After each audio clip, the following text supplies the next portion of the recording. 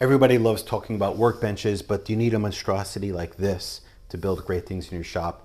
Absolutely not. I'll share some tips and tricks, things you could add on to make any work surface a really great workbench, and also what I would keep and change about this guy. Stay tuned. I made this Roubo style workbench about 7 years ago, but for the first 5 or so years, my workbench was a metal packing table with a thick particle board top like this one. And guess what? I still made some really nice things, including this workbench. Perhaps the biggest issue when using a simple table as a workbench is how do you hold your work securely while you're going at it with hand tools. You might think, oh, I'll just use a clamp and clamp the piece in place, but the problem becomes readily apparent in a few seconds. So the answer to this problem is planing stops. These planing stops are made by Veritas. You just drill 3/4 inch holes into your work surface. They just drop into place. They're really low profile, and they instantly give you a secure way of holding your work without damaging it. You can go lengthwise, across the grain. Does a great job. The only thing I would recommend, get 2 of the long ones instead of what I did, a long and a short, because with the short ones, sometimes the work may want to pivot out of it. Now, a second thing you could do, and a very easy one, to improve your experience with a simple workbench is to add weight to it. My first workbench had a metal shelf on the bottom, so I ran to Home Depot. I grabbed a few bags of play sand, maybe 200 pounds total, and that extra weight made it so when I was hand planing, the bench didn't want to walk to the other side of the garage. And if after weighing it down, the bench still wants to walk on you, that might be a sign to sharpen up.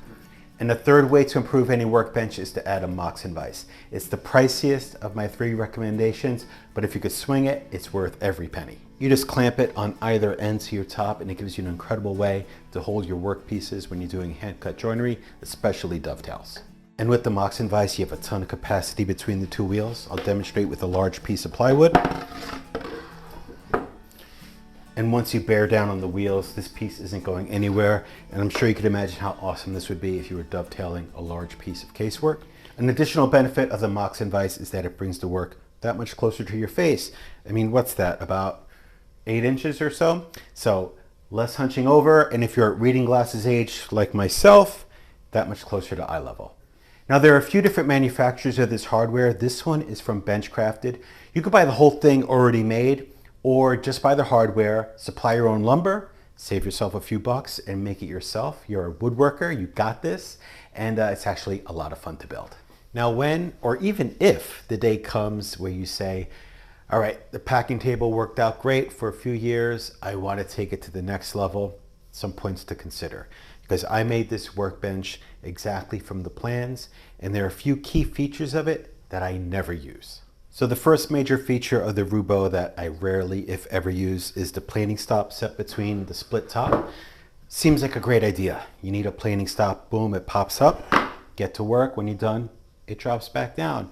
The problem is your bench has to be pretty much clear in order for you to raise it. And half of woodworking is taking things off of shelves and setting it on your bench. For me, this is a bit more trouble than it's worth. If you're a hand tool woodworker, this probably makes a lot more sense, probably a more useful feature. But for me, someone who uses a power jointer and planer, it just doesn't get enough use to justify its existence. So my preferred method of holding wood when I'm hand planing is using the tail vise. I don't have to worry about keeping the bench clear, and it's super secure and easy to use. Now, another selling point of the split top is that you can remove the planing stop, grab a clamp, thread it through, and have a great way to clamp parts down to the surface of your table. But again, your bench has to be clear in order for you to even get this out. So I prefer to just grab a hold fast, drop it in, boom, done. And of course, with Murphy's Law being what it is, whenever you have a little piece of hardware or screws or a pencil, guess where it's going? Right through there without fail. So if I were to do this again, I would have made this slab, and at the end, I would have joined them together. Now, the second feature of this bench, which I only use about once every leap year, is the sliding dead man. Like the split top, it looks really cool, but in practice, or at least my practice, to be fair, I never use it. In fact, most of the time I remove it and it sits under the bench because it just gets in the way of the drawers. Now, if you're primarily a hand tool woodworker, this will probably see a lot more use than I give it. It does come in handy if you're planing really long parts. Let me show you. So here's a board in the leg vise and supported with the sliding dead man. And yes, it is fantastic. And if you're a hand tool woodworker, this is awesome.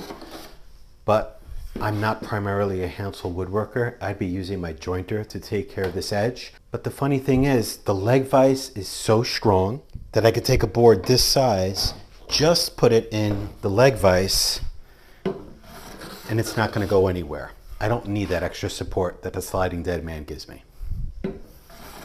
Now, while I'm down here, build a cabinet to fill up this empty space under your workbench. Not only do you get that much more storage, but it's that much more mass added to your workbench. Now, flattening the top. This is my personal opinion. Leave the feeler gauges for setting up your machines. If it looks flat, if it feels flat, you're probably good enough. If it's not entirely dead flat across the entire length and width, is your furniture going to be a lopsided mess? No, it's not.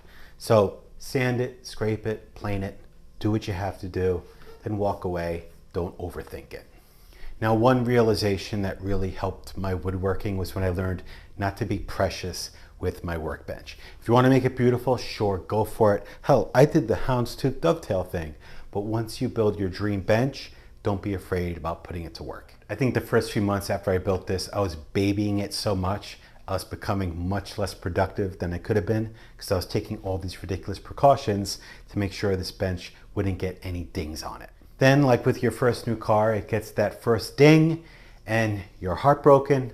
Then you find out it's actually kind of liberating because it's out of the way. So of course, we're not going to abuse it, but we're going to use the hell out of it because it's here to help us make beautiful furniture. It's a workbench. It's not a sit here and look pretty bench. I hope you enjoyed the video. If you did, please like and subscribe. It helps this tiny channel become a little bit less tiny. Until the next video, take care.